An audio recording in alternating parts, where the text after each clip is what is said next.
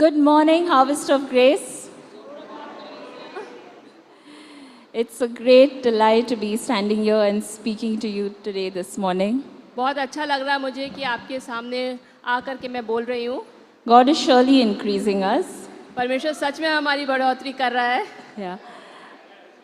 Yes yes And even as I was praying this morning, I just asked God for the strength to just do this today. And also when that word came this morning, that have great expectations from God and take great attempts for God. और जैसे कि आज मैं प्रार्थना कर रही थी परमेश्वर से कि प्रभु आप मुझे सामर्थ दीजिए, और जैसे आज शब्द आया कि हमें अपेक्षा रखनी है परमेश्वर के में आगे बढ़ने के लिए।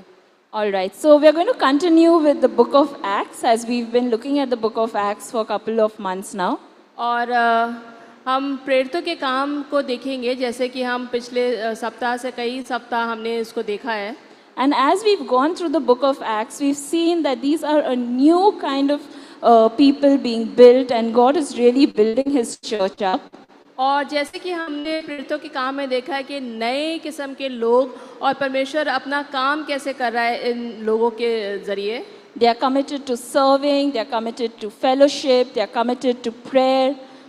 और ये लोग पूरी तौर से तालीन है प्रार्थना करने के लिए, एक दूसरे की सेवा करने के लिए।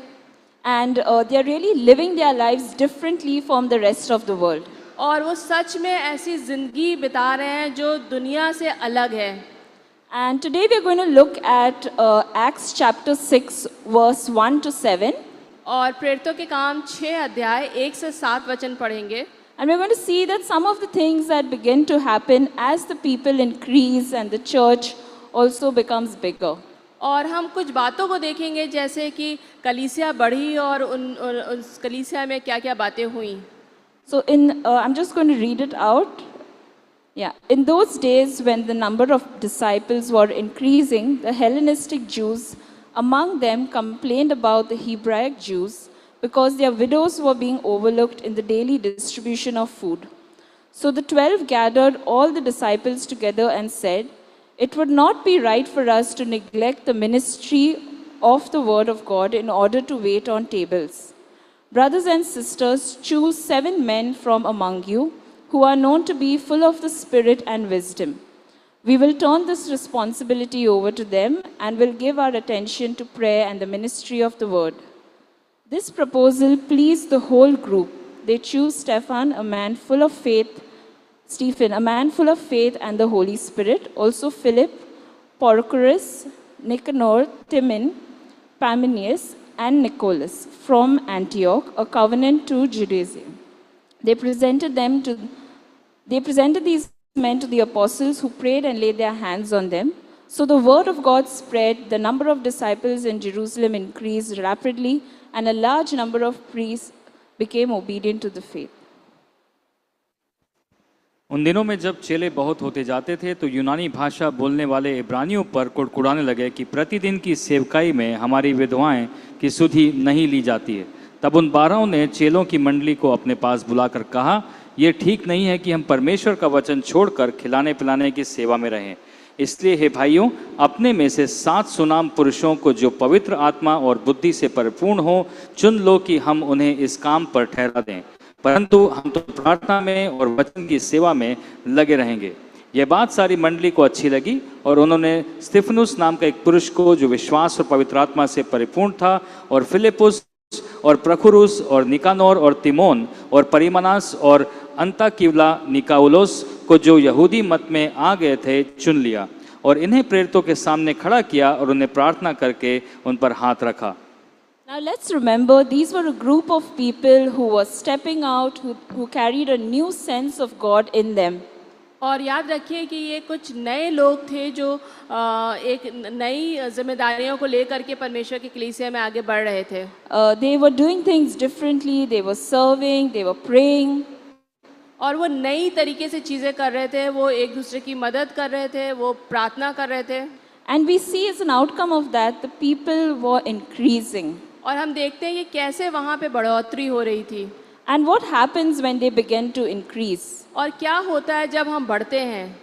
Were they all happy? Everyone was enjoying themselves and, getting along with each other. और क्या हो रहा था कि वो सब एक दूसरे को की संगति में मज़ा कर रहे थे, सब खुश थे। What does the passage tell us? क्या कहता है ये वाक्य, क्या कहता है इसमें? Church, I'm looking for yes or no. वो पूछ रहे हैं कि यहाँ पे क्या हो रहा था। Yeah, so there was some conflicts, there were some issues that were arising among the people of God. और वहाँ पे कुछ कुछ समस्याएं हो रही थी आपस में लोगों के। So we see that as a people of God grow, we will see growing needs that need to be met.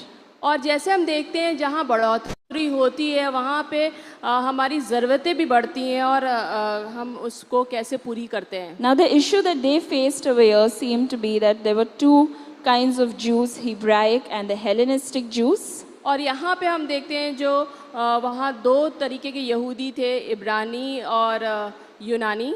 And the Hebraic Jews were sort of people who considered themselves that a little superior. They lived in the land of the ancestors. They spoke the language of their ancestors. और जो इब्रानी थे वो सोचते थे कि वो थोड़े बड़े हैं और वो अपने पूर्वजों की, उनके पास धरती है, वो पूर्वजों की भाषा को बोलते हैं और अपने को थोड़ा बड़ा समझते थे। On the other hand, the Hellenistic Jews were from different parts of the world, and these guys made them feel like outsiders, or they had that sense of feeling like they were not that they were outsiders. और ये जो यूनानी बोलने वाले थे उनको ये पुराने वाले जो वो थे वो ऐसा महसूस कराते थे कि ये बाहर के हैं और ये लोग उनके उस बिरादरी के नहीं हैं। And we see that even though this may seem like a simple issue of someone not getting enough food, और यहाँ पे हम देखते हैं बहुत ही साधारण सा परेशानी है कि लोगों को खाना नहीं मिल रहा है, but actually there was a lot going on in their hearts as well. परंतु इसमें बहुत कुछ उनके हृदयों में हो रहा था। And we see as the apostles, what did they do in this situation? और यहाँ पे हम देखते हैं शिष्यों के उन्होंने इस समय क्या किया।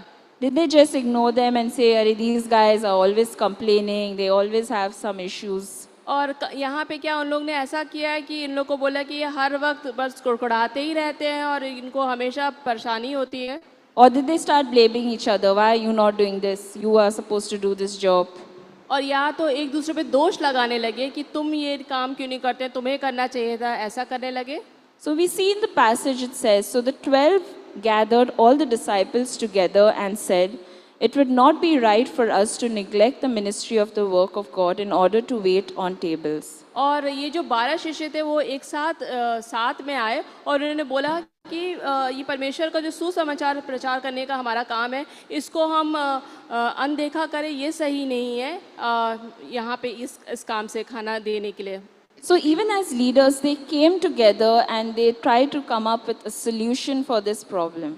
और ये लोग अगुवे होकर के आए, साथ में मिले और यहाँ पे जो परेशानी थी उसका समाधान करने के लिए। They really carried a heart for these people. वो सच में एक हृदय रखते थे अपने लोगों के लिए। And we see that as the church grows and we increase, there are going to be issues that cannot be ignored. और जैसे कि हमारी कलीसिया बढ़ती है वहाँ पे कुछ समस्याएं होंगी जिसको हम अनदेखा नहीं कर सकते हैं। And as Harvest of Grace, how do we respond to these needs? और अपनी कलीसिया होने के नाते हम कैसे इन चीज़ों को, समस्याओं को देखते हैं। As a new people of God, how do we look at these people? और जैसे नए लोग होकर हम कैसे इन समस्याओं को देखते हैं। We respond with the love of Jesus. हम इसकी प्रतिक्रिया देते हैं परमेश्वर के प्रेम से। Maybe there's an old couple who's struggling to come to church.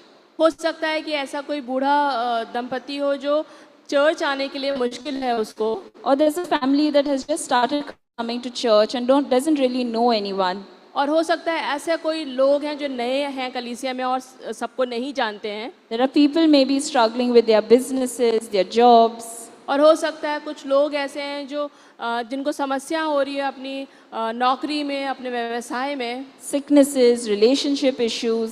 हो सकता है वो बीमार हैं या कुछ उनको समस्या है अपने रिलेशनशिप में। Loneliness, financial issues. हो सकता है वो अकेलापन महसूस कर रहे हैं या पैसों के लिए उनको दिक्कत है। As the church grows, we are going to see increasing needs. और जैसे कि हमारी कलीसिया बढ़ेगी वैसे ही हम ऐसी चीज़ों को हम देखेंगे वो भी बढ़ते And होंगे। as a new people of God, what is the Bible telling us to do? और नए लोग होने के परमेश्वर क्या बोलता है हमें क्या करना चाहिए? All these needs need to be met. ये सारी समस्याओं का समाधान होना चाहिए। And if we look at what the apostles did over here, they were actually imitating Jesus. और यहाँ पे हम देखते हैं कि शिष्य क्या कर रहे थे, वो परमेश्वर को की नकल कर रहे थे। Because when the crowds gathered around Jesus, जब भीड़ परमेश्वर के साथ थी, they had needs too. उनके पास भी ऐसी समस्याएं थी And he met those needs. और परमेश्वर ने उनको पूरा करा। He healed them, उनको चंगाई दी, he fed them, उनको खाना खिलाया and he really did love them. और वो सच में उनसे प्रेम करा। Can we be imitators of Jesus? क्या हम परमेश्वर की नकल कर सकते हैं? Or are we going to look at our brothers and sisters and just say, oh, they are always complaining? और या हम अपने भाई बहनों को देख करके बोले ये हमेशा कंप्लेन और कुड़कुड़ाते रहते हैं। We see as a church, we put a team together that we all laid hands on a couple of months ago and we prayed for them. और हमने देखा पिछले कुछ सप्ताह में हमने एक टीम खड़ी करी और हमने उनके लिए प्रार्थना करी। And this team was going to look at the needs of people in church. और हमने देखा है कि ये जो टीम थी वो लोगों के जो ज़रूरत है उनको देखेंगी। But even at an individual level, each और one of you, सब लोग अपनी तरीके से इसको how are we being a part of helping others and meeting their needs? और कैसे हम दूसरों की मदद करते हैं और उनकी समस्याओं को देखते हैं। It can be something very small also. हो सकता है ये बहुत कुछ छोटी बात भी हो। Just maybe going and visiting someone who's living alone. हो सकता है कि हम किसी के पास जाएं, उसको विजिट करें जो वो अकेले रहता है। But as people of God, we need to be stepping out and helping people and serving. और परमेश्वर के लोग होने के नाते हमें कदम बढ़ाना है और लोगों की मदद करनी है। Emmanuel recently has started training a batch of younger musicians and building them up to eventually maybe join the worship team. और इमू ने ऐसा बैच स्टार्ट करा है जो सीख सकते हैं, म्यूज़िक को सीख सकते हैं और आगे वो फिर म्यूज़िक टीम में आ सकते हैं। If we want the worship team to grow, there's a need for more people. और अगर हम चाहते हैं कि हमारी वर्शिप टीम बढ़े तो हम चाहते हैं कि और लोग वहाँ पे आएंगे। And we each need to step out into our calling, what God has called us to do. और हम सबको आगे बढ़ना है जिसके लिए परमेश्वर ने हमें बुलाया है। So let's look at how the apostles met with these needs. आइए देखते हैं कि जो प्रेरित थे उन्होंने ये सारी नीड्स को कैसे करा पूरा। Okay, if we look at the verse again, brothers and sisters, choose 7 men among you who are known to be full of the Spirit and wisdom. We will turn this responsibility over to them. आइए देखते हैं जैसे इसमें वचन में लिखा है कि उन्होंने 7 लोगों को चुना और उन जो आत्मा से भरे थे और उनके पास परमेश्वर की बुद्धि थी, उनको ये सारी जिम्मेदारियां दी। So, as the needs increase, we need men and women to step forward and take up responsibility. और जैसे कि हम देखते हैं ये नीड्स बढ़ती हैं, वैसे हम अपने कलीसिया से लोगों को बोलते हैं वो आगे बढ़ें और ये सारी चीज़ों को ले करके चलें। Now, the apostles knew that there was a need, but they also knew that they couldn't be everywhere. और जो शिष्य थे वो जानते थे कि यहाँ पे ज़रूरत है, पर वो लोग हर जगह नहीं हो सकते थे। They had to serve in areas where God had called them to serve. और उनको वहाँ पे सेवकाई करनी थी जहाँ पे परमेश्वर ने उनको बुलाया था। And for them, that was prayer and ministry of the word. और वहाँ पे उनको जो बुलाया था वो प्रार्थना के लिए और परमेश्वर के वचन को सुसमाचार प्रचार करने के लिए। Now, that does not in any way mean that serving at the table was a smaller job and they looked down on it. और ऐसा नहीं था कि खाना बांटने का जो काम था वो छोटा था और वो नहीं कर सकते थे। But that they understood that they need to serve in a particular area. पर उनको ये पता था कि उनको सेवकाई अलग क्षेत्र में करनी है। Then who was going to serve the needs of the table? और फिर कौन वहाँ पे जो खाने बांटने की थी उसके लिए कौन आगे खड़ा होता? What did they do? वो क्या करते? They choose 7 men. उन्होंने क्या करा, वो 7 व्यक्तियों को चूज किया। And what kind of men were these? और किस तरीके के ये लोग थे? They chose 7 men from among you who are known to be full of the Spirit and wisdom. और उन्होंने जो 7 लोगों को चुना वो पूरी तरीके से पवित्र आत्मा से भरे हुए थे और उनके पास परमेश्वर की बुद्धि थी। So we see that firstly, they didn't just take this decision lightly. और उन्होंने ये जो डिसीजन था वो ऐसे ही नहीं ले लिया, हल्के में नहीं लिया। They spoke about it, उन्होंने बातचीत करी and then in agreement they chose 7 men. और आपस से सलाह करके 7 लोगों को उन्होंने चुना। And why did they need men full of spirit and wisdom to serve at the tables? और ये खाना बांटने के लिए उनको ऐसे लोग क्यों चाहिए थे जो पूरी तौर से आत्मा से भरे हों और उनके पास परमेश्वर की बुद्धि हो? What did it mean to be full of the Spirit? क्या मतलब है पूरी तौर से आत्मा से भरे होने का? Now we already seen that this issue was much more complicated than it seemed to be. और हम यहाँ पे देख रहे हैं कि ये जो समस्या है जितनी ऊपर से हल्की लग रही उतनी इसमें गहराई है।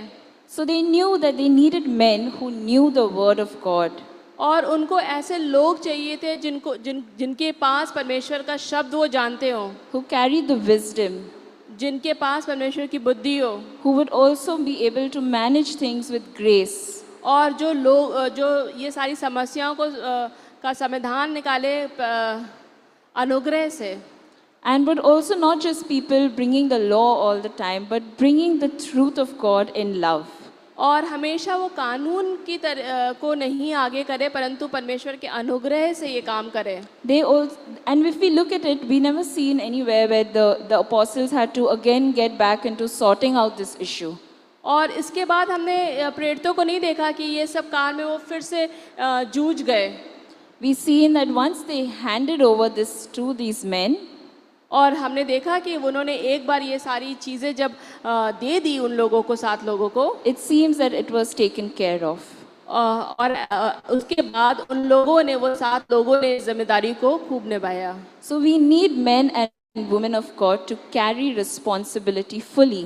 और हमें चाहिए है ऐसे लोग परमेश्वर के जो ये जिम्मेदारियों को पूरी तौर से निभाएं, who have a walk with God, who can bring the truth of God in every issue or situation that comes up. और ऐसे लोग जो परमेश्वर की बुद्धि को और परमेश्वर के वचन को हर एक सिचुएशन में लेके आए, And who will bring life to these situations. और वो जीवन लाए ऐसे परिस्थितियों में, So that every time the apostles or the leaders would not have to come back and get involved in them. और हर वक्त जो अगुए हैं उनको वापस आ करके इन सब समस्याओं में उनको नहीं ज़रूरत पड़े कि वो लोग आके सॉल्व करें। So we see that appointing these leaders was a well thought decision. और हम देखते हैं कि इन लोगों का चुनाव करना बहुत महत्वपूर्ण था। We cannot expect Uncle Nigel and Uncle Donald to be everywhere. हम नाइजल और डोनाल्ड को हर जगह वो लोग रहें ऐसा नहीं पॉसिबल है। And meet all your needs. और आप सब की जो ज़रूरतें उनको पूरी करें। Because they need to operate in the capacity where God has called them to serve. क्योंकि जहाँ पे उनकी बुलाहट है उनको वहाँ पे परमेश्वर की सेवा करनी है। So we as a church also need men and women of God to step up, take full responsibility and carry that through and through. और हमारी कलीसिया में भी हमें ऐसे लोग चाहिए जो आगे बढ़ें और पूरी तौर से जिम्मेदारी को ले। And maybe you're not in a leadership position. और हो सकता है आप अगुवे की जगह पे नहीं हो। But even as a church, we need to mature, stepping into God, who God is calling us to be. परंतु हमें भी आगे बढ़ना है और हमें परमेश्वर ने जो बुलाहट हमारे लिए दी है उसमें हमें मैच्योर होना है। And step in and step out and take up things. और आगे बढ़िए और ऐसी जिम्मेदारियों को लीजिए। So can I encourage you that even if you have an issue in church, अगर आप कलीसिया में कुछ मतभेद है तो let us carry a sense of being a new people of God. क्या हम ये सोच करके रह सकते हैं कि हम अभी नए लोग हैं परमेश्वर में? And firstly, bring it before God and ask God, is this really an issue or is this an issue in my heart? और इस बात को समस्या को लाइए और बोलिए कि परमेश्वर ये कुछ ऐसी समस्या है कि ये समस्या मेरे दिल में है। And can we start becoming people who bring solutions and not issues? और हम ऐसे लोग बन सकते हैं कि जिसका हम समाधान लाएं, हम सिर्फ वो परेशानियों को ना लेके आए। Can we live with the truth of God and walk with the truth of God? क्या परमेश्वर की सच्चाई में हम रह सकते हैं और परमेश्वर की सच्चाई में आगे बढ़ सकते हैं?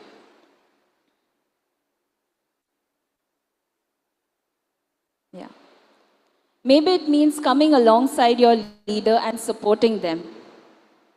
हो सकता है कि आप अपने अगुवे के साथ में आकर के उसकी मदद करें। Or maybe it also means becoming part of a team and carrying some responsibility within the team.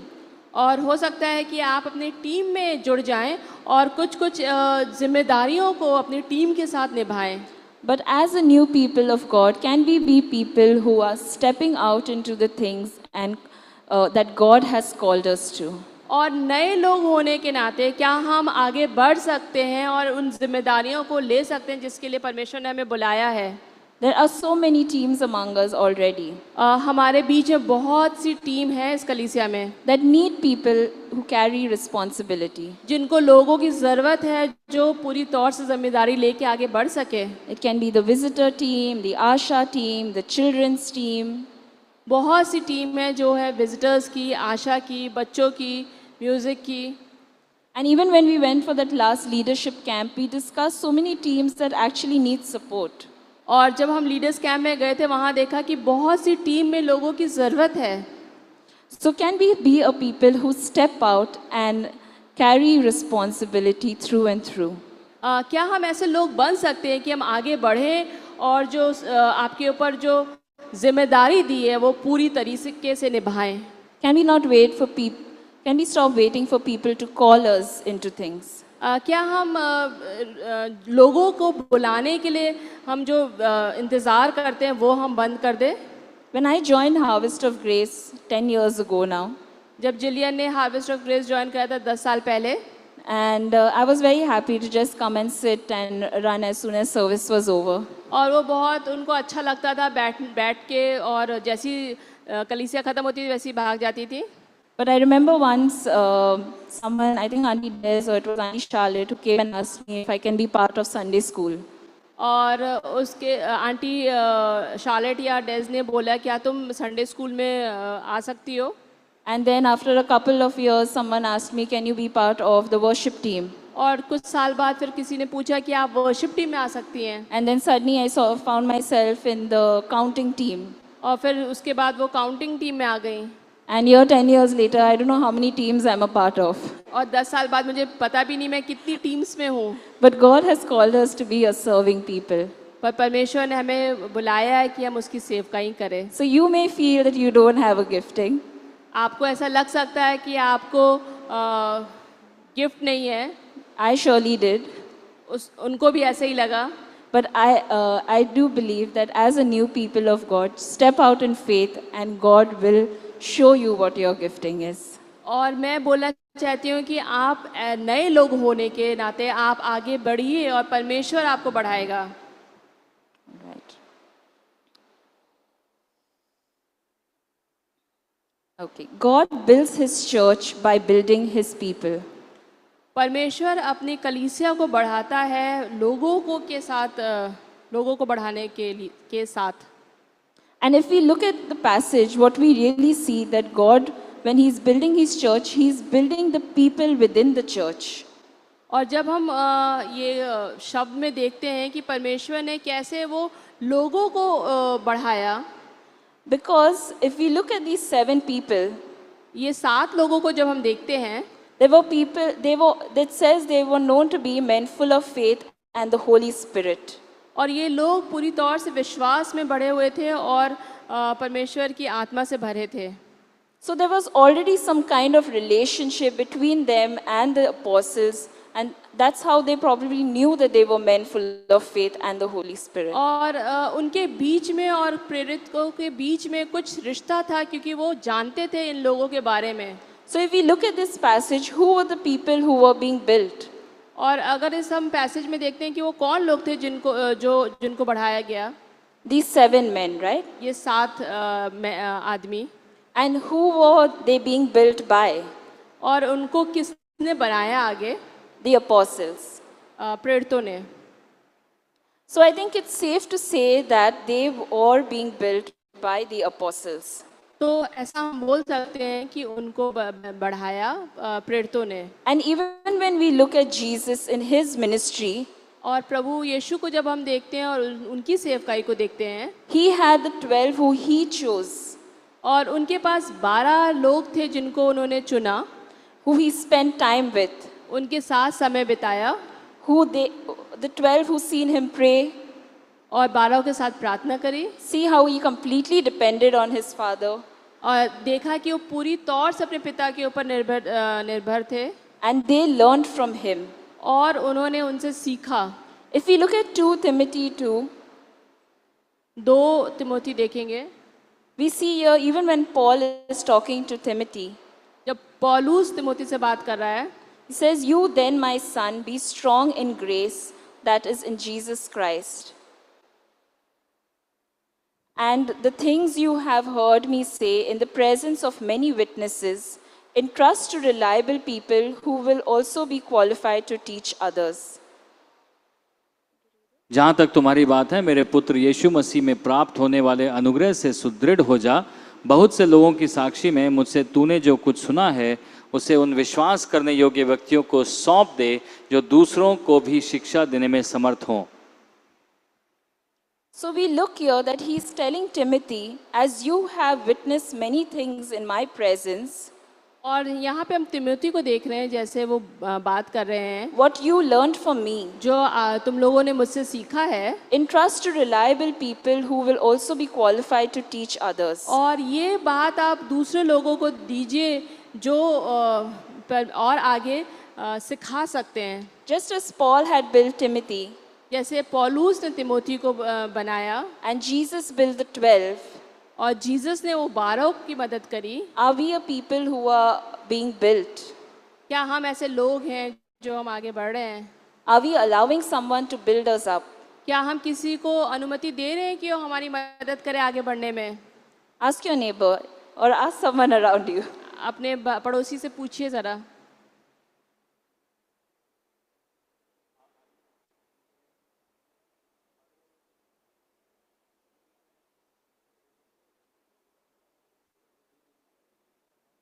If not, get alongside someone and build each other up. और अगर ऐसा नहीं है तो आप किसी के साथ होइए और जो आपकी मदद करे आगे बढ़ने के लिए। Choose someone who you know has a walk with God, उसका चुनाव करिए जिसको आप जानते हैं कि वो परमेश्वर के रास्तों पे आगे चलते हैं, who knows the word, जिनको वचन पता है, and who will bring the truth into your life. और जो सच्चाई को आपके जीवन में लाए। And you may not always like the truth, और हो सकता है आपको हमेशा वो सच्चाई अच्छी ना लगे, but let them build you up. पर उनको वो काम करने दीजिए। When I was quite new in church, Auntie Des used to meet me once a month or quite often. और जब जिलियन नहीं थी तो डेज उनसे कई बार मिलती थी। And she used to just meet me for a coffee, or sometimes we used to meet at her house. और कभी कॉफ़ी के लिए कभी उनके घर पे मिलते थे। And she used to just share her life with me. और वो हमेशा अपने जीवन को बांटती थी मुझसे। And I realized that today, so much of what she imparted to me, just sharing her life, has shaped who I am today. और मुझे अभी एहसास हुआ है कि जो उन्होंने अपनी ज़िंदगी को मेरे साथ बांटा, उससे मेरे जीवन में आकार मिला है। And sometimes I didn't like the things that she had to say to me. और बहुत से ऐसी बारी थी कि जो मुझे वो बोलती थी मुझे अच्छा नहीं लगता था। And sometimes I would find them really strange. और कभी कभी मुझे बड़ा अजीब सा भी लगता था। But eventually I began to grasp what God was doing in her life and also opening in my heart. और आगे मुझे समझ में आने लगा कि परमेश्वर ऐसा क्या कर रहा है उनके द्वारा मेरे जीवन में। So as a new people of God, let us be ready and open to be built up. और नए लोग होने के लिए हमें खुला रहना है ताकि कोई लोग परमेश्वर के लोग हमारी मदद करें ताकि हमें बढ़ा सके। All right. And as we see that the people are being built and there are new people being appointed within the church, और जैसे देखते हैं कि लोगों को अपॉइंट करा गया, कई लोगों को आगे